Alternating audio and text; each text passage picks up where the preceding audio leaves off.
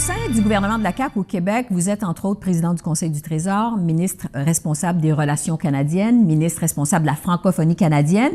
Vous avez été ministre de la Justice. On va parler de ces dossiers-là dans un instant, mais d'abord, j'aimerais qu'on parle de vous. Vous êtes... Donc, pour l'éducation, la curiosité, le savoir, c'était fort important, mais en même temps, avec une liberté de choisir ce que je voulais faire, mais toi, tu pourras choisir. Oui. Donc, très ouverte à la discussion. J'ai eu des discussions épiques avec mon père. L'argumentaire, par la logique d'un argument, de défendre une position.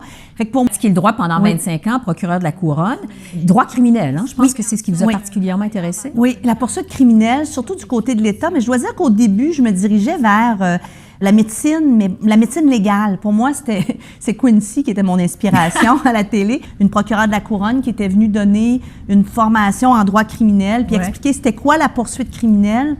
Puis tout de suite, je me suis dit, bien, ça vient allier. Puis tout au long de la carrière, ça a allié ma passion pour la science, pour la logique et pour les enquêtes criminelles et l'argumentaire. Donc, j'avais le combo parfait à la poursuite pour moi, oui.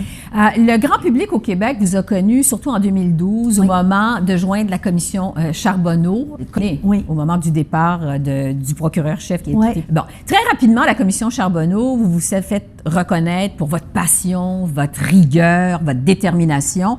Dans le corps même des articles de la loi qui avait été présentés par Mme Joly, il y avait des notions de traitement différencié du français. Parce que moi, je fais une différence entre l'égalité et l'équité. Si on fait un traitement égal présentement aux deux langues officielles, on n'arrivera pas à ramener le français, à lui donner de la force, surtout dans les communautés qui en ont le plus besoin. Et ce qu'il faut faire, c'est de l'équité, c'est-à-dire être capable de dire, bien, il y a des endroits au Canada où les communautés francophones ont besoin d'avoir plus d'aide qu'ailleurs. Et pour être capable de ramener un certain niveau, est-ce qu'on va revenir à un niveau de langue de français et d'anglais égal au Canada? Bien, peut-être à long terme, je pense que c'est un objectif qu'il faudrait poursuivre. Et c'est ça qu'il y avait dans les deux projets de loi. Est-ce qu'on critiquait, puis ce qui nous a beaucoup questionné, c'est qu'est-ce qui s'est passé entre le projet de loi de Mme Joly, qui n'était pas parfait, parce qu'un projet de loi n'est jamais parfait, mais qui démontrait avec beaucoup plus de fermeté cette notion d'inégalité-là et d'asymétrie, et le projet de Mme Petitpas-Taylor, qui semble en avoir évacué une bonne partie. Et c'est ça qui nous questionnait. Pour nous, c'est un recul. Maintenant, c'est sûr que l'autonomie, pour nous, au Québec, on dit, écoutez, on a notre loi, on a notre façon de faire, et de donner un choix aux entreprises entre la loi 101, la Charte de la langue française québécoise et la loi sur les langues officielles, qui est beaucoup moins coercitive, qui est beaucoup moins forte, je dirais. Pour nous, c'est également un recul. Et il y a beaucoup d'entreprises qui ont fait une adhésion volontaire à la Charte de la langue française.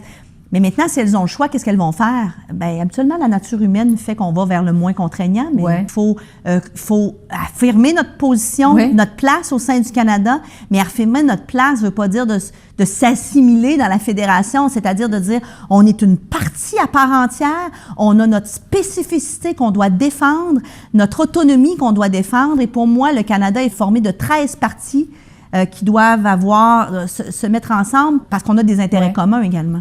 Et pour moi, d'affirmer sa position ne veut pas dire, encore une fois, de dire qu'on est complaisant et on peut être très ferme. Et il faut faire attention, le gouvernement fédéral n'est pas un palier de gouvernement au-dessus de celui des provinces. C'est un palier de gouvernement au même titre que celui des provinces qui a des compétences différentes, un rôle différent et complémentaire. Et c'est comme ça que la Constitution a été séparée. Il faut le jouer pleinement, ce rôle-là, de dire on est égal, on a juste des rôles différents. Et c'est là qu'on jappe, en bon français, c'est quand le gouvernement fédéral oublie que son rôle n'est pas de venir jouer notre rôle, mais d'être complémentaire et de nous aider. Mais il a un rôle à jouer. Moi, comme Québec, là, je ne peux pas défendre les provinces, je ne peux pas défendre ma position à l'international, puis je ne peux pas être pleinement... Je veux avoir une autonomie dans mon immigration sur mon territoire, mais je ne peux pas jouer le rôle complet de l'immigration parce que j'ai besoin du fédéral pour le faire. Donc, il faut japper, comme vous dites. Il faut japper. Il faut des fois grogner, mais je pense qu'on est capable de le faire sans s'insulter en termes d'individus. Mais il faut être très ferme dans nos positions. Je pense que c'est important. Au mois de décembre dernier, en 2021, vous avez été sacrée, Madame Lebel, parlementaire féminine de l'année par le journal La Presse. On a reconnu votre façon de faire de la politique. Dans le respect, malgré les désaccords, on dit que vous favorisez les solutions négociées. Vous en avez parlé tout à l'heure. Est-ce que c'est trop rare aujourd'hui en politique que cette façon, justement, de faire de la politique. La différence entre être ferme, mais on peut être ferme et respectueux, on peut être convaincu sans insulter, on peut être convaincant sans attaquer la personne de l'autre, et on peut aussi recevoir des arguments qui sont forts sans se sentir insulté et outré à chaque tournant. Donc, je pense que tout est une question d'équilibre, puis important, mais sur la forme. Mais oui, je suis optimiste, puis je donnerai pas de scoop, mais je rencontre des gens passionnés, puis il y a des gens qui veulent s'impliquer, même avec ce qu'on vient de vivre après 2 ans et demi de pandémie où ça n'a pas été facile pour personne. Puis je respecte les gens qui le font, je respecte les gens qui décident de quitter parce qu'il y a une abnégation, comme je le disais au début, et il faut l'évaluer personnellement, puis il faut être prêt à le faire, sinon on s'y perd, puis c'est pas une bonne chose.